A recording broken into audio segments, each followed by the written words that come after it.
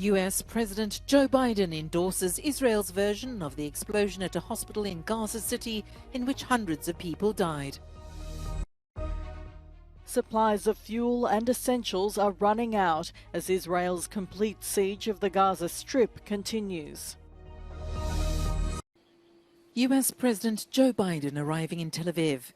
Waiting to give him a warm welcome were Prime Minister Benjamin Netanyahu and Israeli President Isaac Herzog.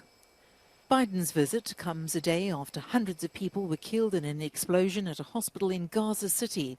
The Palestinians say it was caused by an Israeli airstrike, but Biden has backed Israel's version of events, which claims that it was a rocket misfired by the Palestinian Islamic Jihad which landed on the hospital. The fact is that Israel, as they respond to these attacks, it seems to me that have to continue to ensure that you have what you need to defend yourselves. And we're going to make sure that occurs. The incident has scuppered the US president's hopes of de-escalating regional tensions.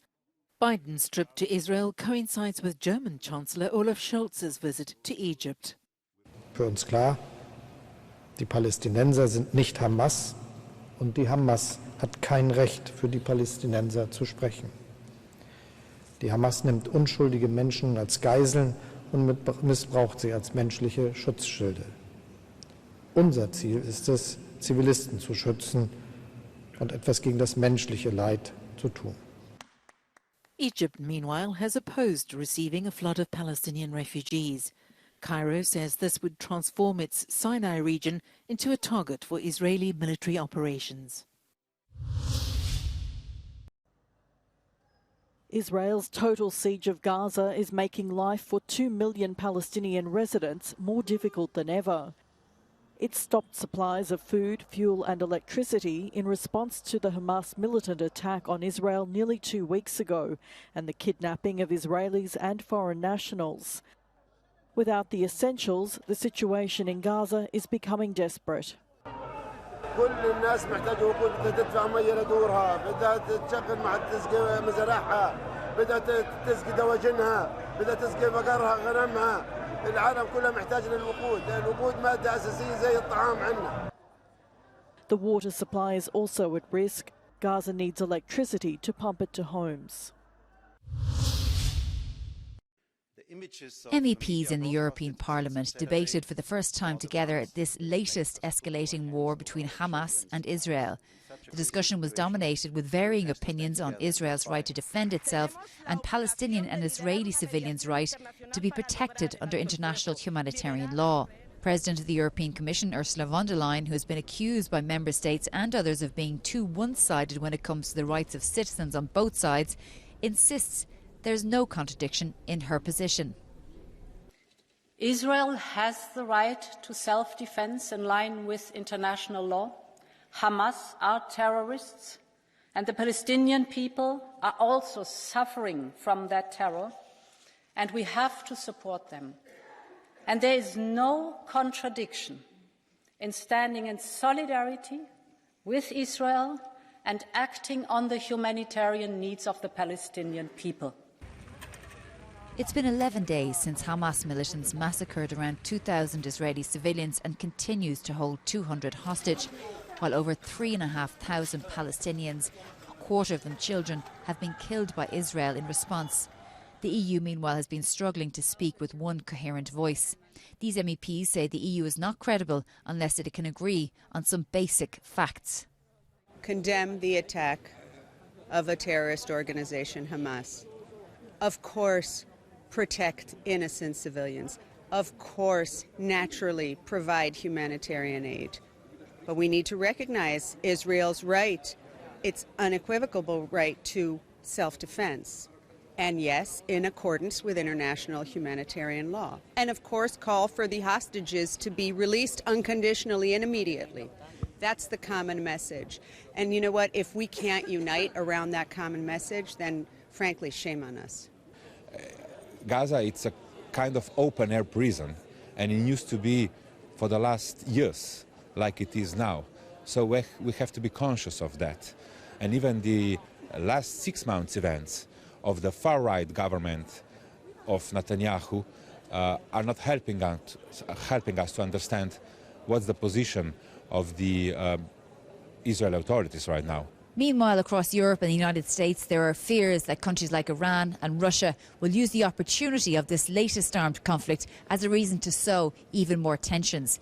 EU sources are saying that Russia is already painting the European Union as a hypocrite for not defending equally the rights of Palestinian civilians with those of Israelis, just like they did with Ukraine.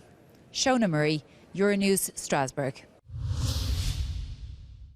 1 minute of silence for the victims in Israel, in Palestine, and also in Belgium and France following terror attacks in both.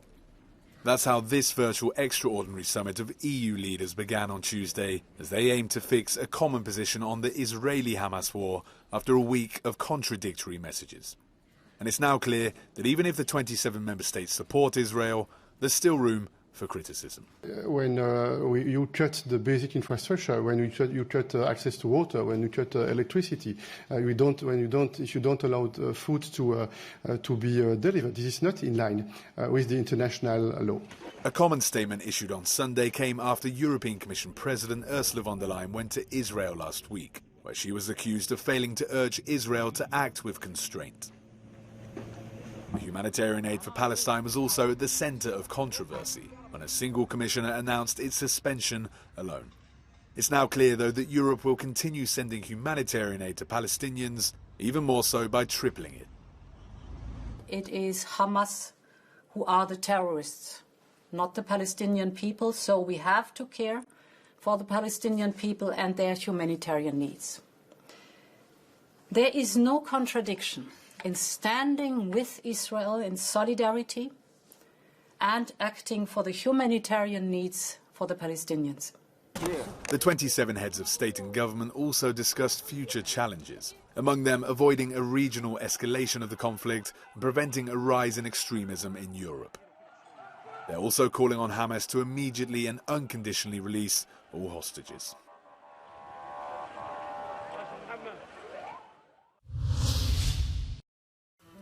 The Belgian and Swedish Prime Ministers have said their countries will stand together against terrorism after 2 Swedish football fans were gunned down by a suspected Islamist extremist in Brussels on Monday.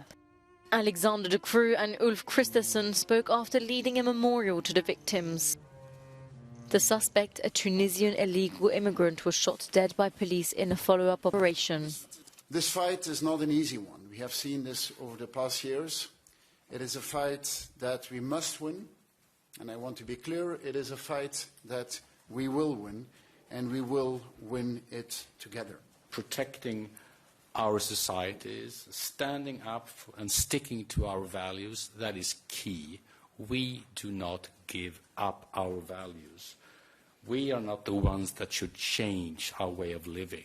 Moments of silence were observed in UEFA qualifying matches across Europe on Tuesday in memory of the murdered fans and other recent victims of violence. They had been in Brussels for their country's game against Belgium. It was subsequently abandoned.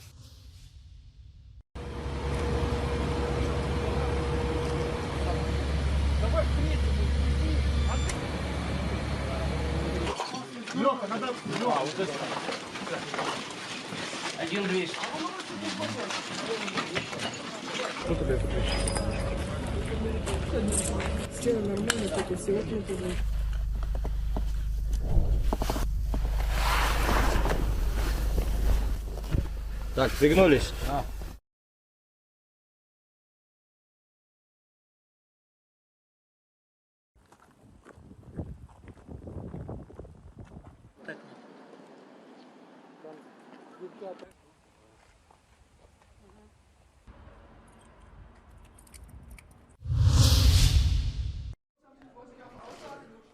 Former Austrian Chancellor Sebastian Kurz insisted on Wednesday that he was innocent on his first day in court in Vienna.